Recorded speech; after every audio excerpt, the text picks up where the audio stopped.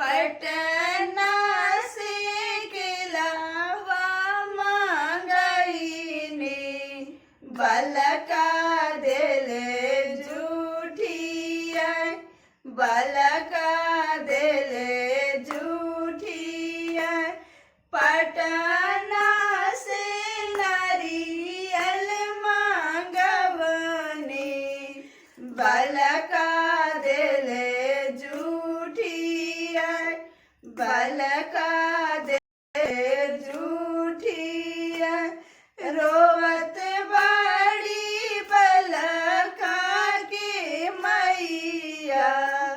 छठी मैया हो खाना सा छठी मैया हो खाना